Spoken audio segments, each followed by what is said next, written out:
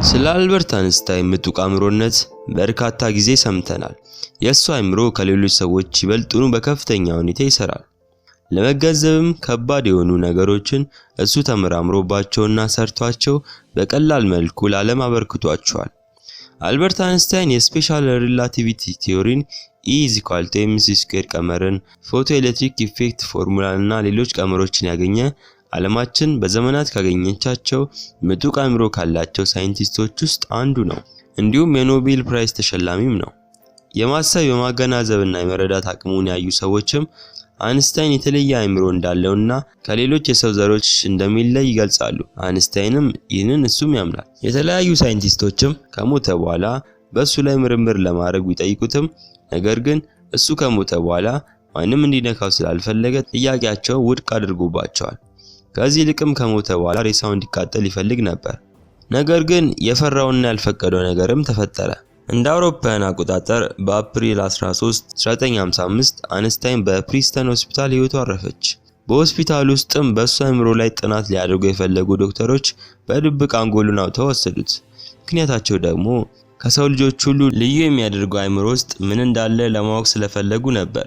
የአልበርት አንስታይንን አንጎልን በዋነኝነት የሰረቀው ዶክተር ቶማስ ሃርቪ የሚባል ዶክተር ሲሆን በአልበርት አንስታይን አእምሮ ውስጥ ስለሚወሩ ወሬዎችና ስለ እውነታው ለማወቅ ጉጉት አድሮበት ስለነበር ነው። የሚሰራበት ፕሪስተን ሆስፒታልም ይህን ባወቁ ጊዜ በቀጥታ ነበር ከስራው እንዲለቅ ያደረጉት። ነገር ግን ይህ ዶክተር ተስፋ ሳይቆርጥ የአልበርት አንስታይን ልጅ የሆነውን ሃንስ አልበርት አንስታይን ፍቃድ ለመጠየቅ ሄደ። የአልበርት አንስታይን ልጅም በአባቱ አእምሮ ላይ ምርምር እንዲደረግ ስለ አባቱ አእምሮ ዓለም እውነታውን እንዲያውቅና ምርምር እንዲደረግ ፍቃድ ሰጠ። ከዚህ በኋላም በአልበርት አእምሮ ላይ ምርምር ማድረግ ተጀመረ።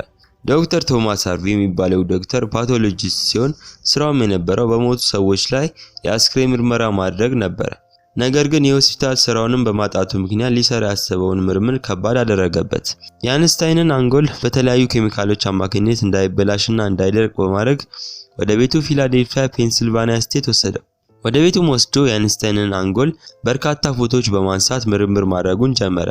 በመቀጠልም ለምርምሩ እንዲያመቸው 240 ቦታዎች ከፋፈለው። ነገር ግን ይህንን ሁሉ የሚፈጽመው በቤቱ ስለነበር ከቤተሰቦቹና ከባለቤቱ ከፍተኛ ተቃውሞ ይደርስበት ጀመር። ባለቤቱም ይህንን ስራውን ካላቆመ ይዞ የመጣውን አውጥታ እንደምትጥል ታስጠነቅቀው ጀመረ። በዚህ ምክንያት ጥላቸው እየከረረ ሄዶ ለፍቺ ደረሱ። የአልበርት አንስታይን አንጎልንም ይዞ ወደ ካንሳስ ወደሚባል ቦታ ይዞት ሄደ።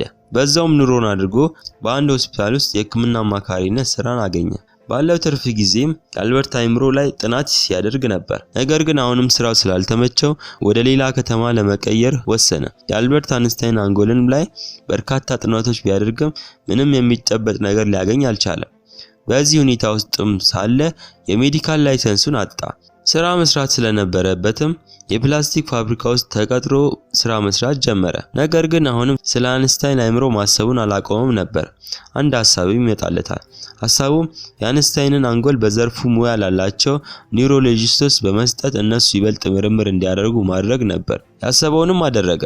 ለኒውሮሎጂስቶች ከተሰጠ በኋላም በበርካታ የረቀቁ መሳሪያዎች ጥናት ሲያደርጉ ጀመረ። በተሰጠ በ2 ዓመት በኋላም የተለያዩ የምርምር ውጤቶች እንዳገኙ ገልጾ ጀመር።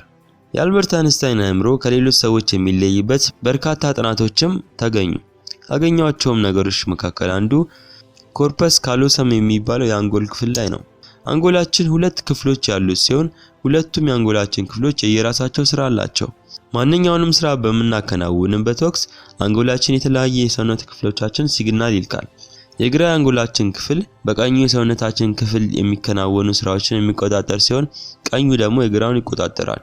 እንዲሁም 90% ለመነጋገር ለመረዳትና የማት ስራዎችንና ጽሁፍን የሚቆጣጠረው የግራ አንጎል ክፍል ሲሆን የፈጠራ ስራን፣ ሙዚቃን፣ ስዕልን የመሳሰሉትን የምንቆጣጠረው ደግሞ በቀኙ አንጎል ክፍላችን ነው። አንስታይንንም ከሌሎች ሰዎች ለየት የሚያደርገው ኮርፐስ ካሎሰም የተባለው የአንጎል ክፍል ስራው ምን እንደሆነ ነው። ኪቦርድ ላይ ወይም ሞባይላችሁ ላይ ጽሁፍ ለመጻፍ ታይፕ እያደረጋችሁ እንደሆነ አስቡ። ሁለቱም እጆቻችሁ ስራቸውን ይሰራሉ። የግራውና የቀኙ የእጆቻችሁ ክፍል ፊደላትን እየነካኩ የቀኙ ሲሳሳት የግራው ደግሞ ባክ ስፔስ ነክቶ ስህተቶቻችሁን አስተካከለ። ይህ ማለት የግራ አንጎላችን የሰራውን የቀኙ አንጎል ክፍል ስህተቱ እንዲስተካከል ሲግናል ላከ ማለት ነው። እነዚህ የግራና የቀኝ አንጎል ክፍላችን እንዲግባቡ የሚያደርገው የአንጎል ክፍል ደግሞ ኮርፐስ ካሎሰም የተሰኘው የአንጎል ክፍል ነው።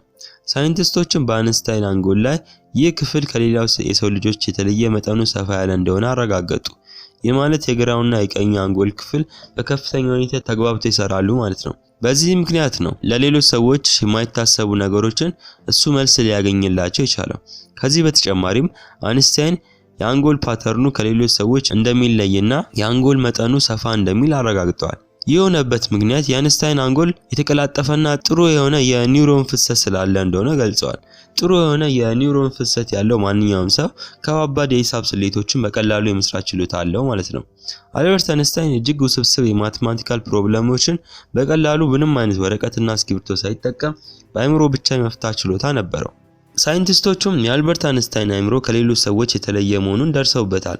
ነገር ግን ጥያቄያቸው የእሱ አእምሮ የተለየ ሊሆን የቻለው ከተወለደ በኋላ ያደገ ወይስ ሲወለድም ተፈጥሮ እንዲሁ ያገኘው እንደሆነ ጥያቄ አጫረባቸው። ሳይንቲስቶቹ በምርምራቸው አይንስታይን ከተወለደ በኋላ አፉን የፈታው ከ5 ዓመት በኋላ እንደሆነ ማወቅ ቻሉ። ሌሎች ህፃናት ግን አፍ መፍታት የሚጀምሩት ከ2 እና ከ3 ዓመታቸው በኋላ ነው።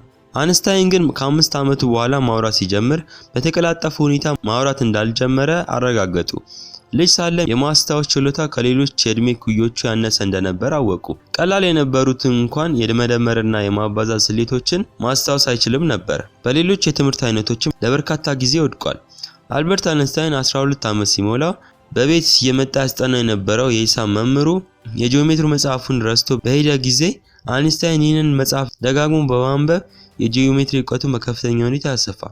ከዚህ በኋላም ሌሎች የሂሳብ መጽሐፎችን ማንበብ ጀመረ። 14 ዓመት ሲሞላው በቀላሉ የተለያዩ ከባባድ የሂሳብ ስሌቶችን እና ደብተርና እስክሪብቶ ሳይጠቀም በአእምሮ ብቻ ማስላት ጀመረ። በተጨማሪም የሳይንስና የፊዚክስ እውቀቱንም ልክ እንደ ሂሳብ በተመሳሳይ መልኩ እየሰፋ ሄደ። መምህሮቹም የሂሳብ የሳይንስና የፊዚክስ ቲዮሪዎች የሚያስተውልበትን መንገድ ይደነቁበት ጀመረ። የሚጠይቃቸውም ጥያቄ ከአእምሮ በላይ የሆነባቸውና ሳይመልሱት ያልፉ ነበር። ከዚህ በመቀጠልም የሳይንስና የሂሳብ እውቀቱ እየሰፋ ሄዶ 26 ዓመቱ ላይ 4 የተለያዩ የምርምር ውጤቶችን ለዓለም አጋርቶ በርካታ የዓለም ሳይንቲስቶችን ማስደነቅ ጀመረ። በዚህ ምርምሮቹ ምክንያትም የፒኤችዲ ዲግሪውን አገኘ። ከዚህ በኋላም የተለያዩ ምርምሮችን ቀጥሎ አዳዲስ የሰው ልጆችን የአኗኗር ዘይቤ የሚቀይሩ ግኝቶችን በማግኘት የኖቤል ፕራይዝ ተሸላሚ እስከመሆን ደረሰ። ስለ ሳይንስና ስለ ፊዚክስ ሲነሳ አይንስታይንን አለማንሳት ከባድ ነው። አእምሮ ላይ ይመራመሩ የነበሩ ሳይንቲስቶችም የአይንስታይን አእምሮ እድሜው እያደገ ሲሄድ እየተቀየረና እየሰፋ እንደሄደ አረጋገጡ። አእምሮ እንዲሰፋና እንዲያድግ ያደረገውም አንድ መልስ ያላገኘለትን ጥያቄ አእምሮን በማስጨነቅ መልስ ለማግኘት እጅግ ስለሚጥር ነው። በአሁኑ ወቅትም የአይንስታይን አንጎል በአሜሪካ በሙተር ሙዚየም ውስጥ በማይክሮስኮፒክ ስላይዶች ተከፋፍሎ ተቀምጧል። ለዛሬ ያዝንላችሁ ቪዲዮዎች ይህንን ይመስላሉ። ከተመቻችሁ ላይክ፣ ሼር አድርጉት። ሀሳብ አስተያየት ካላችሁ አስቀምጡልን። በቀጣይ ቪዲዮ እስከምንገናኝ ሰላም ቆዩልን።